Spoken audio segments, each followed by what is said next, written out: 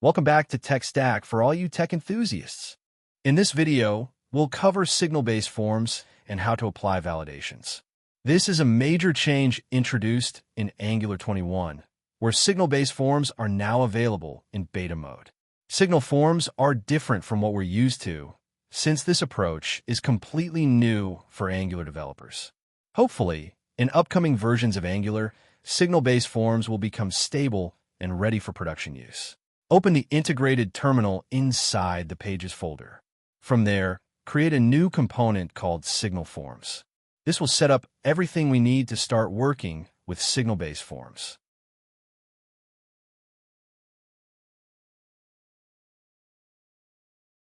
Next, open the app routes.ts file. Add routing for the Signal Forms component so the application knows how to navigate to this page. Once this is done, we'll be able to access the Signal Forms screen through the route.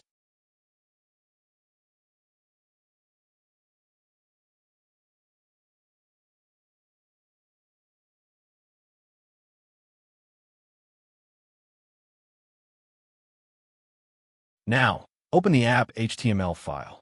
Add a new link in the navbar for Signal Forms so users can easily navigate to this page from anywhere in the application.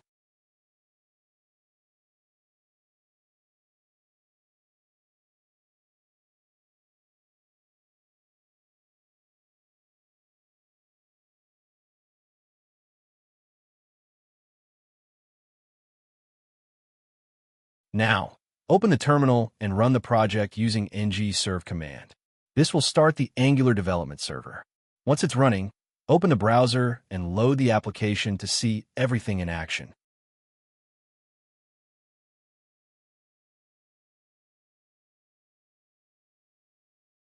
As you can see, the component is working fine and everything is running as expected.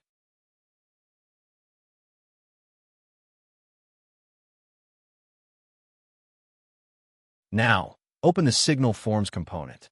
In this component, we're going to add an employee form, which we'll use to explore signal-based forms and validations.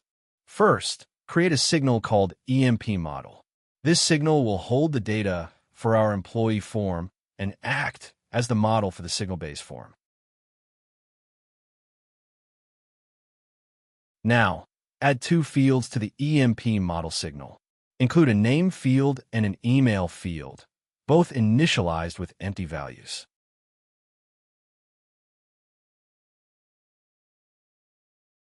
You might see an error for signal at this point. That's because we need to import it from Angular Core. Once it's imported, the error will be resolved and the signal will work correctly. Next, add field to the imports array of the component. This allows us to use field-level features with signal-based forms and manage individual form controls easily. As you can see, field is imported from Angular form signals. So far, we've created a signal called EMP model and stored two properties in it, name and email. This sets up the foundation for our employee form using signal-based forms. Now, let's create the employee form. This form will use the EMP model signal to bind data and manage the form fields for name and email. As you can see, the form we just created is coming from Angular form signals. This allows us to build reactive forms using signals instead of the traditional approach.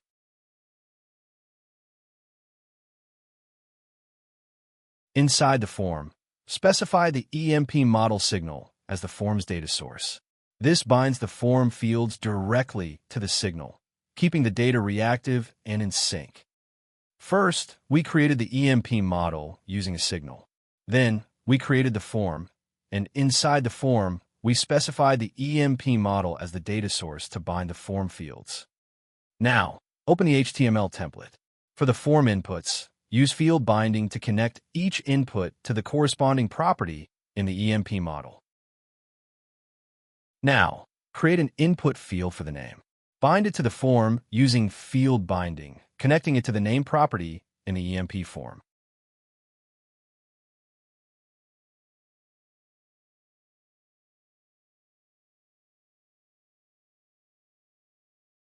Similarly, create an input field for the email property. Bind it using field binding to the email property in the EMP form, so it stays synced with the signal-based model. The text boxes don't look very good by default. To fix this, place them in a single row using a 2-column layout. This will align the name and email input side by side, making the form look cleaner and more organized.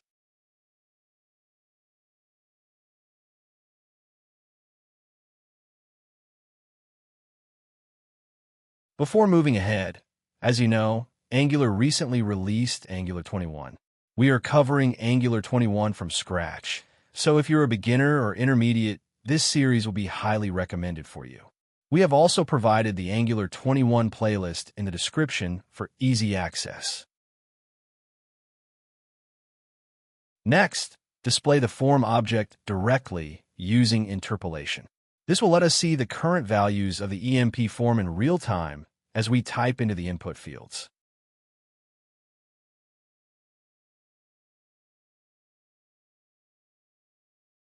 Since EMP form is a signal, we use it as a method when displaying it.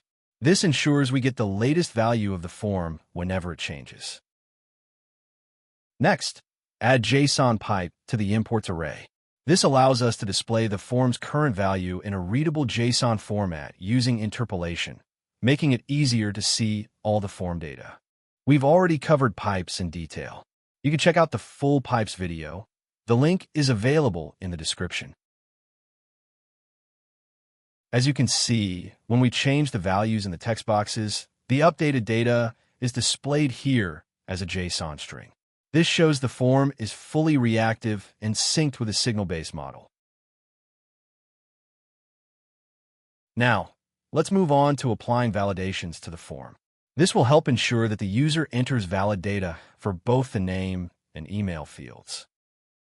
This is our form, and to apply validations, we'll make some changes directly in this form.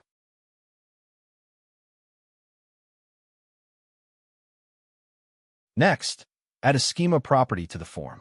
This schema will define the validation rules for each form field, helping Angular enforce proper input values.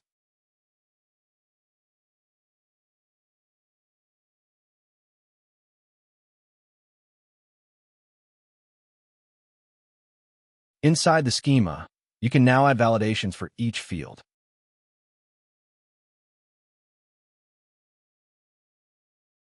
First, add a required validation to the fields.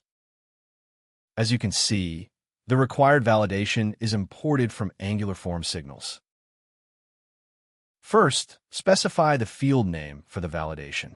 Since the property is name, use schema.name to apply the required validation to that specific field. Next, define the validation message. For the name field, set it to display name is required when a user leaves it empty.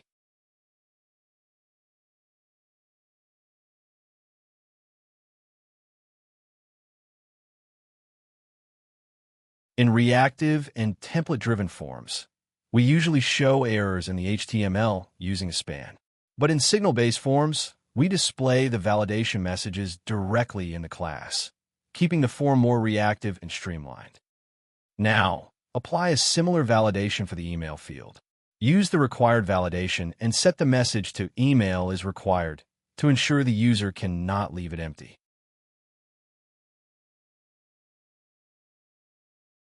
Next, add an email validation for the email field. Set the message to email is not valid to make sure the entered value is a properly formatted email address.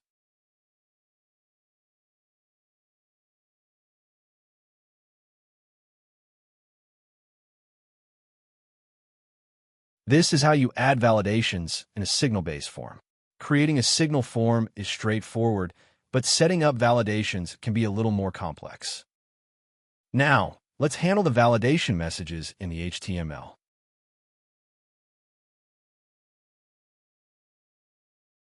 Below the email input field, we'll display the validation messages using a loop. This will go through all the errors for the email field and show each message in a readable format, so users know exactly what needs to be fixed.